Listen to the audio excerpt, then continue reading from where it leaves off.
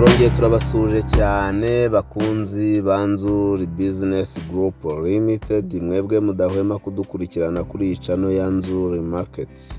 Nimukomeze mukande subscribe mwebwe mutarayikanda, kandi mukore na share kugira ngo inshuti n'abavandimwe bari hirya no hino bajye babasha kubona ibyiza byose tugenda tubagezaho. Twizere rero yuko mukomeje kugubwa neza aho muri hirya no hino ku isi, abari muri Amerika, i Burayi ndetse no muri Aziya, n'abari muri Afurika, by'umwihariko hano iwacu mu Rwanda.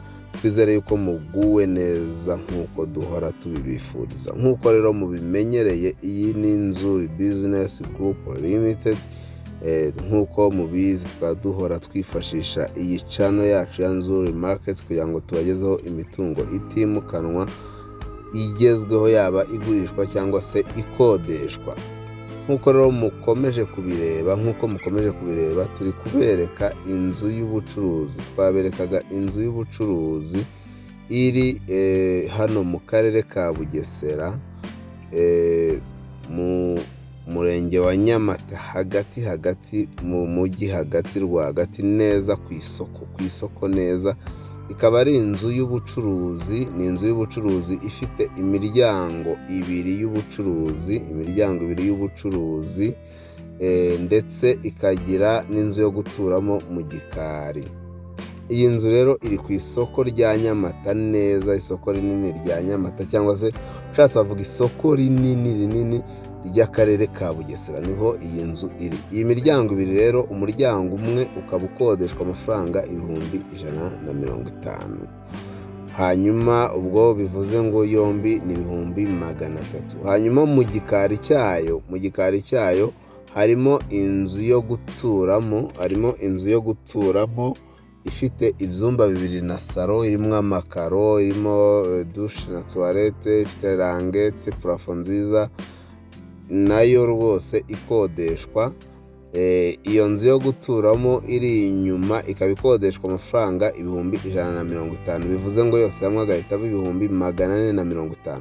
Hari akandi mwagiye mubona ku ruhande rw'aya maduka, hari akandi kari ku ruhande rw'iri duka, kameze nk'aho ari ka kazu ka MTN ariko gacururizwamo ibintu byinshi cyane, nako gakodeshwa amafaranga 50. Iyi nzu yose igahita yinjiza amafaranga bingahe? Igahita yinjiza amafaranga 500 buri kwezi bihoraho.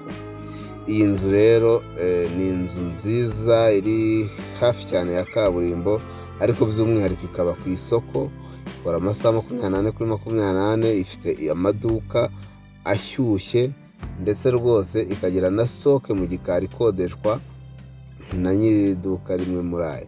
Urumva yuko ari ahantu heza cyane. Murabona mu gikari amakaro, ni inzu nziza, cyangwa se ni ahantu heza cyane. Wenda mwavuga mutura twicisha amatsiko n'iki byose ku inzu z'ubucuruzi, ndazizi ziba zirirosheje, abantu benshi baba bazishaka. Izi nzu, iyi ni salo y'iriya nzu yo guturamo iri mu gikari. Murabona ko ifite salo nziza, imeze neza yihagazeho. Ni ukuvuga ngo ushaka kwibaza ngo ese ziriya nzu zirashaka ngahe? Izi nzu rero nk'uko mubimenyereye, hano i Nyamata ni ahantu hari mu gutera imbere, ni ahantu hakunzwe. Izi nzu murabona aya maduka, dore ka kazu nababwiraga, murabona iri ni iduka rwose. Izi nzu zirashaka amafaranga make cyane. Murabona ko afite amashopu ashyushye akora rwose, atajya abura abakiriya. Ni ukuvuga ngo izi nzu, iyi miryango y'ubucuruzi irashaka 40 negosiyabule. 40 negosiyabule, ni ukuvuga ni 40 kandi tubasha no gukatuza, cyangwa se waza ukarangiraho akagukaturira. Ni ahantu rero hadahenze. Wahakunze rero waduhamagara kuri za nimero zacu 0748483697, cyangwa se ukaduhamagara kuri 0781230123. Si ibyo gusa, ushobora kudusanga aho dukorera hano ku Muhima kuri Yamaha, ugeze neza muri Feruje, umanuka usa n'ujya Nyabugogo. Dukorera muri etaje ya 2 uvuye muri Feruje, yanditseho Shema House. Dukora muri etaje yayo ya nyuma, umuryango wa mbere mu gikari ureba ku Gisozi. Ushobora kudusura ku mbuga zacu arizo Instagram, Facebook page, Twitter, hose twitwa Nzuri Market. Si ibyo gusa kandi turabibutsa yuko tubasha kubamanagingira imitungo yanyu itimukanwa minini, tukabasha kwibyaza umusaruro no kwibonera abakiriya, ariko kandi ari nako tubakorera amapura z'amazu, pura nziza cyane, hanyuma tukanazibubakira ku giciro gishimishije ku buryo ubona inzu yawe imeze neza mu gihe gitoya kandi udahenzwe. Turagushishikariza rero gukomeza gukanda subscribe, ukande subscribe kubera yuko tukugezaho ibyiza byose ku buryo ubasha kureba ibyiza bijyanye n'imitungo itimukanwa.